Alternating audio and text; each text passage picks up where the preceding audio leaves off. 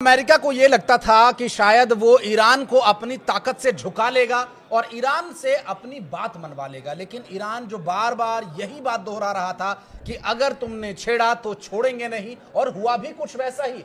एक हमले का जवाब ईरान ने 7 देशों पर हमले से दिया है। नमस्कार, मैं हूं आशीष त्रिपाठी आपके साथ, और मेरे साथ है मेरे सहयोगी मयंक। मयंक, 1 नहीं, 2 नहीं, 3 नहीं, 5 नहीं, पूरे 7 देशों पर हमला, ये क्या है? देखिए, बड़ा खबर आ रही है। ईरान ने जबरदस्त पलटवार किया है, और जिस तरह से हमले इजराइल और अमेरिका ने किए, फाइटर जेट से, टॉमहॉक मिसाइल से तेहरान में धमाके हुए, उसके बाद ईरान ने बड़ा पलटवार किया। सबसे पहला जो स्टेप था वो ये था कि इजराइल के ऊपर एक साथ 100 से ज्यादा मिसाइल्स फायर की गई, और बताया जा रहा है कि करीब 300 ड्रोन्स फायर कर दिए गए। और ईरान की तरफ से कहा गया ये तो अभी पहला बैराज है, यानी ये मिसाइल्स की पहली लहर है, और पहला रिप्लाई किया गया, जो कि इजराइल के कई शहरों में धमाके की खबरें आ रही हैं।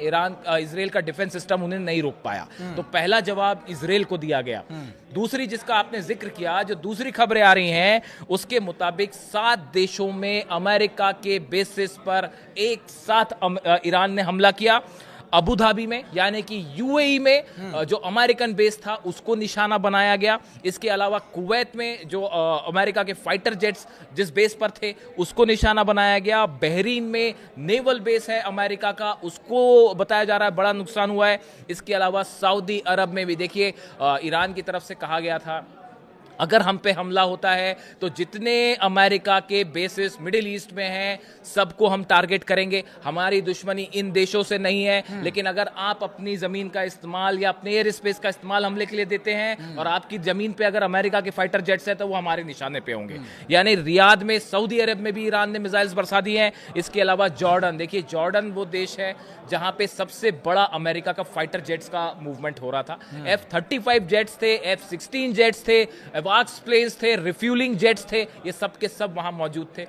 पेट्रियट लगाया गया था डिफेंस सिस्टम, थार्ड लगाया गया था, लेकिन इन सब के बावजूद जो खबरें आ रही हैं, जॉर्डन पर भी ईरान की मिसाइल्स गिरी हैं। और एक बार फिर अल उदैद बेस यानी कतर में, जिसको अमेरिका 12 दिन की जंग के दौरान भी ईरान ने निशाना बनाया था, एक बार फिर यहां पे मिसाइल से बड़ा अटैक। लेकिन अभी तक तो ये सब चल रहा था, जेनेवा में, यूएई में, सभी जगह चर्चा चल रही थी, बातचीत हो रही थी, टेबल पर आ रहे थे, विटकॉफ जा रहे थे, इधर से अरागची जा रहे थे, तो इतना सब कुछ चल रहा था, इतनी मूवमेंट, उसके बाद ये मिश्रा जी, ये स्थिति कैसे उत्पन्न हुई? देखिए, ये स्थिति कैसे उत्पन्न हुई, सबको ये बात जाननी चाहिए। ये सवाल सही है आपका। देखिए, हुआ ये, जो तीसरे दौर की बातचीत हुई जिनेवा में, उसमें ट्रंप की तरफ से, यानी अमेरिका की तरफ से स्टीव विटकॉफ थे, जेरेड कुशनर थे, इनकी तरफ से 3 ऐसी डिमांड रख दी गई जो कि ईरान को कतई स्वीकार नहीं थी। पहली बात, अमेरिका ने ये कही कि साहब आपका जो जितना एनरिच्ड यूरेनियम है, आप वो अमेरिका को दे दीजिए। अब ये बात ईरान को कतई मंजूर नहीं, ना ईरान की सेना को मंजूर, किसी को मंजूर नहीं होगा कि अपना एनरिच्ड यूरेनियम आप अमेरिका को दे दे। ईरान ने मना कर दिया, साहब हम नहीं देंगे। दूसरी डिमांड ये कही गई कि आपके जितने न्यूक्लियर रिसर्च सेंटर्स हैं, चाहे इस्फहान में हो, फोर्दो में हो, इन सबको आप बंद कर दीजिए। ईरान ने कहा भाई हमें अपनी सिविल एनर्जी की ज़रूरतों के लिए जो है वो हमें न्यूक्लियर एनर्जी की ज़रूरत है, मेडिकल फैसिलिटीज़ के लिए जो है ज़रूरत है न्यूक्लियर एनर्जी की, तो हम इसको पूरी तरह से बंद नहीं कर सकते। अगर आपको इंस्पेक्शन करना है आप आके करके देख लीजिए, हम बम नहीं बना रहे, आप चेक कर लीजिए, लेकिन हम इसको पूरी तरह से बंद नहीं करेंगे। और तीसरी एक ऐसी डिमांड रखी गई थी जो कि बेहद ही हैरान करने वाली, और ईरान ने कहा था हम इस पर बात भी नहीं करेंगे। ये कहा जा रहा अमेरिका की तरफ से, खासतौर पर इजराइल की तरफ से कहा गया कि ईरान अपनी मिसाइल्स की रेंज 400 किलोमीटर कर दे। तो अब ये एक ऐसी डिमांड थी जिस पे आप सिर्फ हंस सकते हैं। ईरान, एक तरफ तो जो है ये खबरें आ रही हैं कि ईरान ने आईसीबीएम टेस्ट कर ली है, और वो पेंटागन की रिपोर्ट्स आ रही हैं कि मिसाइल्स जो है वो अमेरिका तक भी पहुंच सकती हैं अगले कुछ दिनों में। डोनाल्ड ट्रंप खुद वहां संसद में कह रहे हैं। तो कैसे ईरान इन शर्तों को मानता कि अपनी मिसाइल रेंज आप 400 और 500 किलोमीटर कर दीजिए? नतीजा ये था, ईरान ने सब मांगे जो है वो ठुकरा दी।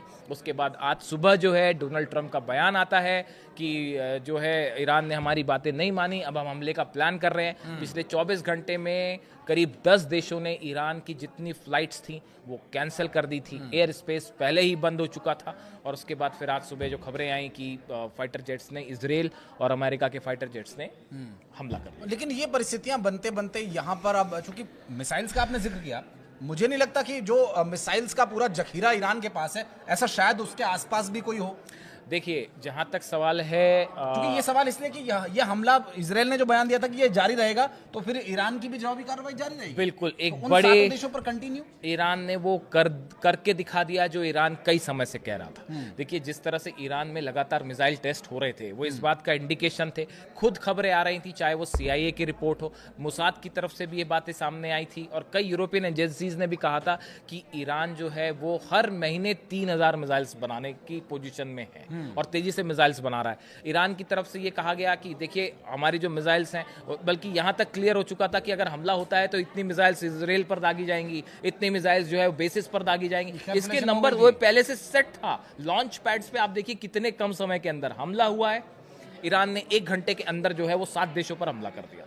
आप सोचिए कितनी बड़ी तैयारी ईरान ने कर रखी थी। अब इतना सब होने के बावजूद ईरान पर हमला करना, ये एक ऐसी मिस्टेक हो गई है मैं तो उसको एक बड़ी गलती के रूप में ही देखूंगा मिडिल ईस्ट में, जिसमें एक बड़ी जंग में अमेरिका और इजराइल उलझ सकते हैं। देखिए, ये बात जो है वो कई अमेरिका के जनरल्स ने भी ये बात कही, और डोनाल्ड ट्रंप को ये कहा भी था कि चाहे ब्रैड कूपर हो, उनके सेंटकॉम के चीफ हो, या डैन केन हो जो उनके चीफ जॉइंट ऑफ स्टाफ है, उन्होंने तो बल्कि यहाँ तक कहा था कि अगर हमला होता है ईरान पे तो हम एक लंबी जंग में उलझ सकते हैं। और अब जो नतीजे सामने दिखाई दे रहे हैं, उसके हिसाब से अब मिडिल ईस्ट में इराक वॉर से भी, खाड़ी युद्ध से बड़ी जंग छिड़ चुकी है।